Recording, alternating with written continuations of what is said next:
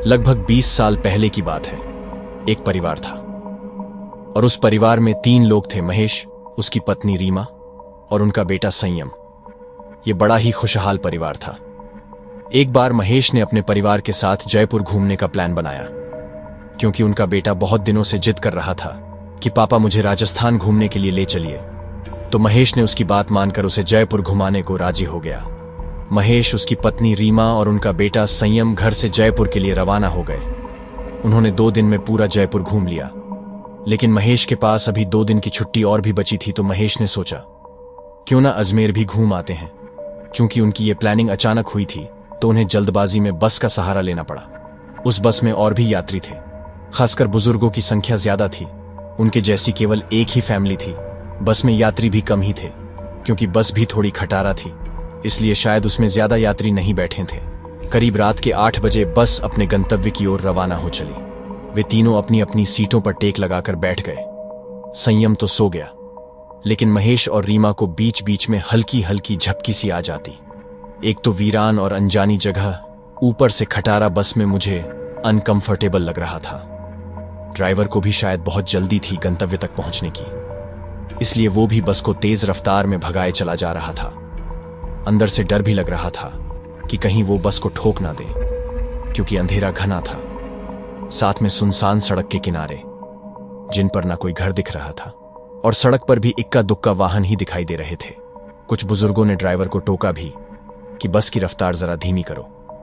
कुछ समय तक तो उसने बस को धीमी रफ्तार में चलाया, लेकिन फिर कुछ देर के बाद उसने फिर से बस की रफ्तार बढ़ा दी। एक बुजुर्ग ने फिर से उस ड्राइवर को टोका कि बस की रफ्तार कम करो, लेकिन मना करने के बावजूद फिर से ड्राइवर ने रफ्तार बढ़ा दी।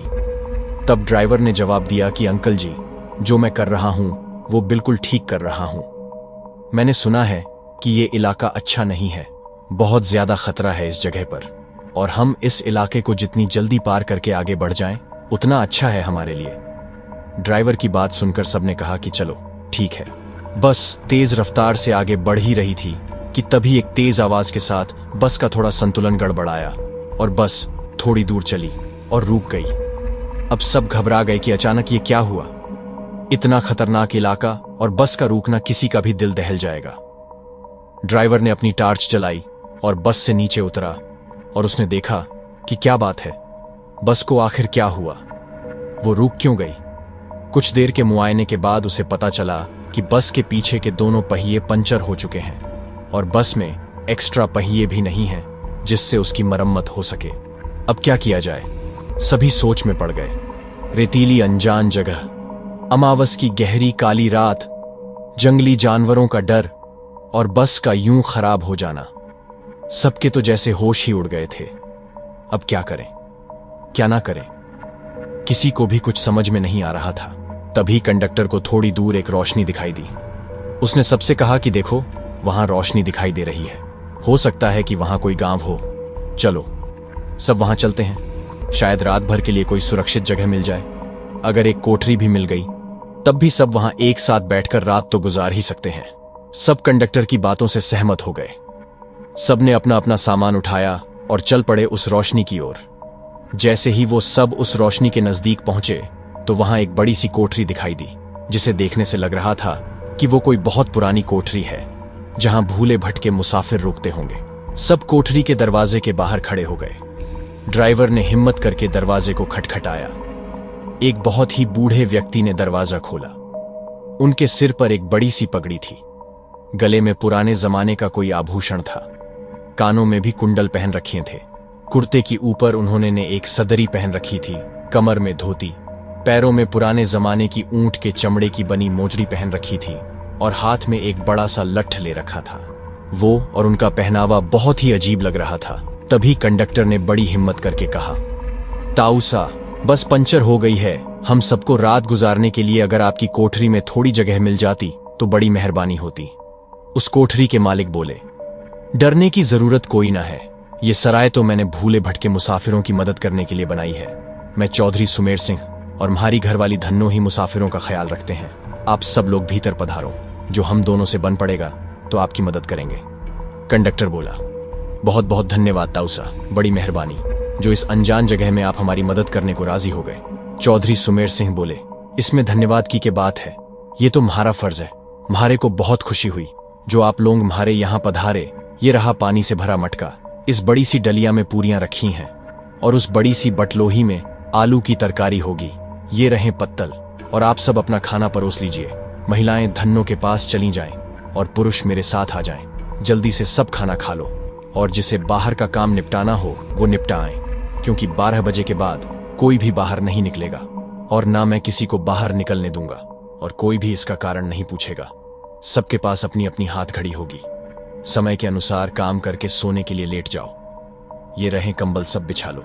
उन सब ने चौधरी सुमेर सिंह की सारी हिदायतों के अनुसार काम किया और कंबल बिछाकर लेट गए। जिनके पास अपने शाल और चादर थे वे सब ओढ़कर लेट गए। चूंकि महेश के पास ओढ़ने वाला बड़ा कंबल था, इसलिए उसने बेटे को अपने साथ सुला लिया और उसकी पत्नी औरतों के साथ अपना शाल ओढ़कर लेट गई। चौधरी जी ने एक बार फिर सबको बाहर ना जाने की हिदायत दी और सबको सोने के लिए कहा। लगभग 12 बजे के बाद ना जाने कंडक्टर को क्या सूझी, उसे बीड़ी पीने की तलब लगी और वो बाहर जाने लगा। चौधरी जी ने उसे बहुत रोका, लेकिन वो नहीं रुका। कंडक्टर के बाहर जाने के बाद चौधरी जी ने जल्दी से कोठरी के किवाड़ बंद किए और साथ में पटरे की मदद से किवाड़ को मजबूती से बंद कर दिया कि कोई भी भीतर ना आ सके, और सारे रोशनदान और खिड़कियों को भी बंद कर दिया। कुछ देर के बाद बाहर से बहुत बुरी बुरी और डरावनी आवाजें आने लगी। साथ में कंडक्टर की भी आवाज सुनाई दी। वो चिल्लाकर कह रहा था, बचाओ बचाओ। कोठरी के कुछ लोग कंडक्टर की मदद के लिए बाहर जाने लगे, लेकिन चौधरी जी ने सबको ये कहकर रोक दिया कि अगर सब बाहर गए तो सर्वनाश हो जाएगा। वो शैतान अगर भीतर आ गया तो हम में से कोई भी जिंदा नहीं बचेगा। सब अपनी जान के विषय में सोचकर पीछे हट गए। फिर चौधरी जी ने सबसे कहा कि सब अपनी अपनी जगह पर लेट जाएं और उनकी बात मानना उन सब की मजबूरी थी। सब ने वही किया जो चौधरी जी ने कहा था। एक आध घंटे बाद सबको नींद आ गई। जब सब सुबह जगे तो वहां का मंजर देखकर दंग रह गए। वे सब रेत पर लेटे थे और वहां से कोठरी गायब थी। केवल उन लोगों का सामान ही पड़ा था। वहां 2 समाधियां बनी थीं, जिन पर चौधरी सुमेर सिंह और धन्नो सिंह लिखा था। वे सब यह देखकर हैरान थे कि आखिर रात को जो हुआ था वो ख्वाब था या हकीकत। तभी वहां से एक चरवाहा अपनी भेड़ों के साथ निकला। उसको उन लोगों ने सारी बात बताई तो उसने बताया कि यहां बहुत समय पहले एक सराय हुआ करती थी, जिसकी रखवाली चौधरी सुमेर सिंह और उनकी पत्नी धन्नो किया करते थे, और उन दोनों के स्वर्गवास के बाद आज भी उनकी आत्माएं भटके हुए मुसाफिर की मदद करने आती हैं।